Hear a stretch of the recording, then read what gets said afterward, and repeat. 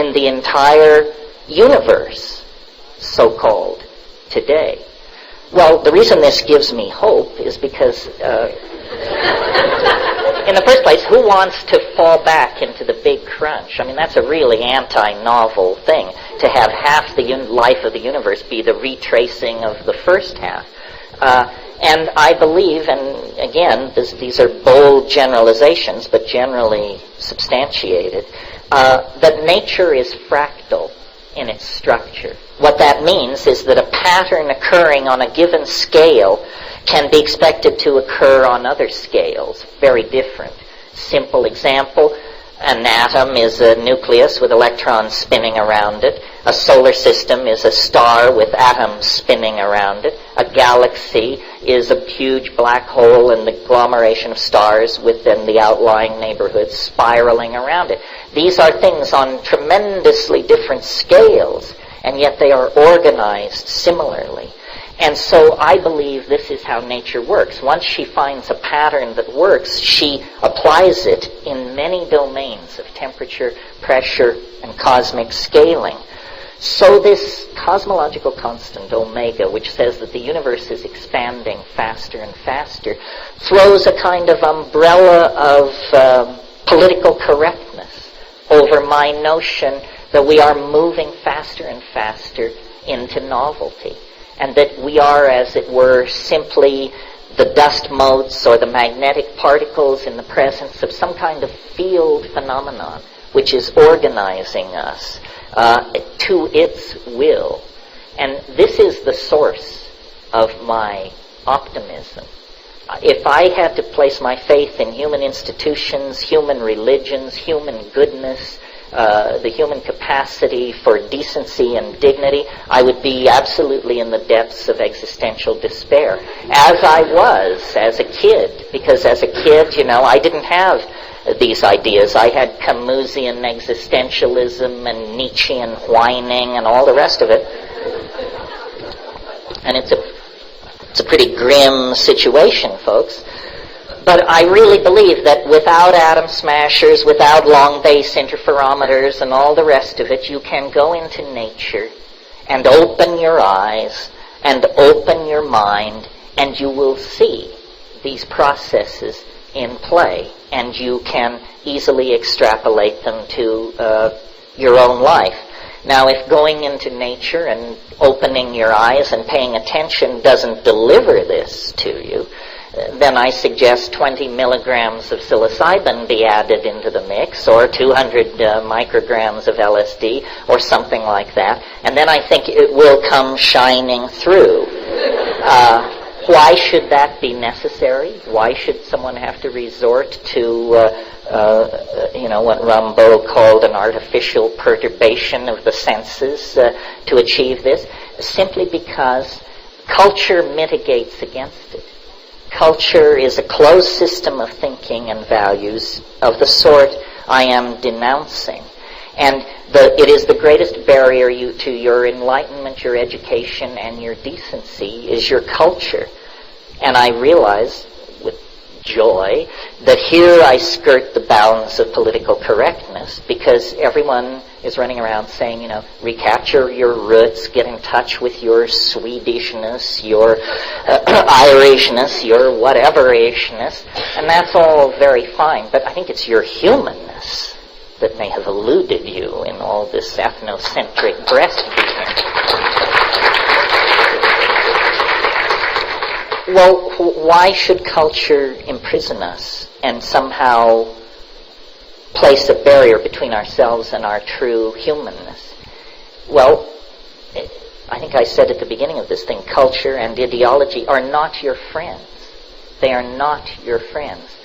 This is a hard thing to come to terms with, because a certain kind of alienation lies at the end of this thought process. On the other hand, you can't live in the cradle forever. You can't be clueless forever. So somebody might as well just lay it out for you and say, culture is for the convenience of culture, not you. How many times have your sexual desires, career aspirations, financial dealings, and aesthetic inclinations been squashed twisted, rejected, and minimized by cultural values. And if you don't think culture is your enemy, ask the 18-year-old kid who is given a rifle and sent to the other side of the world to murder strangers if culture is his friend. These extreme examples should bring it home to us that it's a kind of a con game. It is, in fact, strangely enough, a kind of virtual reality. We have been led to think of virtual realities as something on the screen of a computer or presented through a headset, but that's an electronic virtual reality. The primary technology for the building of virtual realities is language.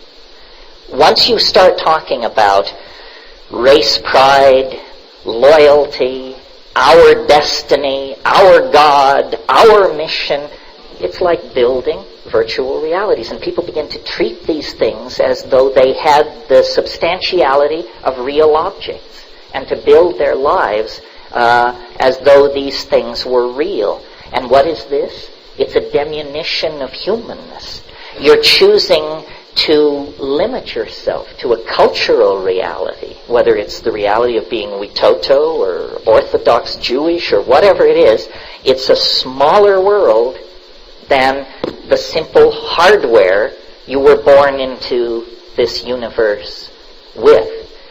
And the substances, the drugs, the plants, the things which perturb consciousness, they don't address cultural values. They blast through them. They address the animal body, the mammalian brain.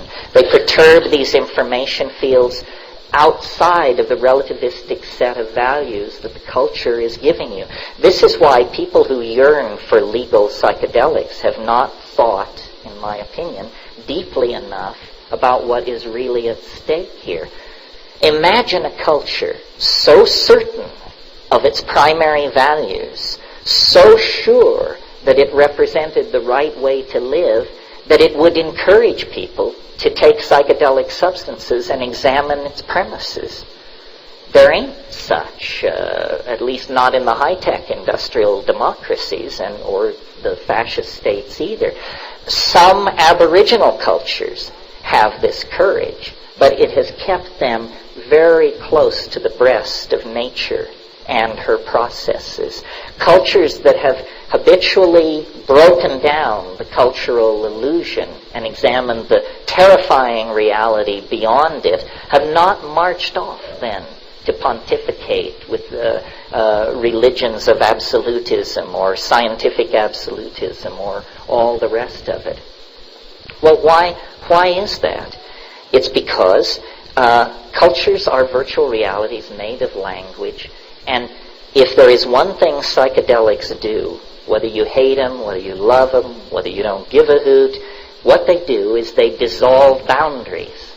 The boundaries between you and the floor, between you and your friend, between you and you last week, and you next week, and they dissolve boundaries. That's what they do. That is the ultimately subversive behavior. Cultures are boundary-defining engines. That's what they do. They teach you, we do it this way. Don't go there in your mind, in your heart. Follow the rules. Follow the rules. Cultures are like operating systems. You know, at Ur and Ur will do. They set up a stela in the center of the marketplace. And on the stela they carved the laws. These were the laws of the operating system called Ur 1.0. And that worked fine for a while. Now we're operating under Clinton's second term 4.0. And is it limiting? Is it idiotic? Is it a pain in the rear end? You bet it is. How can we overcome the limitation of our operating system? Well, basically, what I do with my computer when it acts up is I give it a good slap or a thump on the top. And that's what these psychedelics are doing. They're saying, get it in context, my dear primate. See, how does it all fit together? Every culture in history, in every time and every place, has operated from the assumption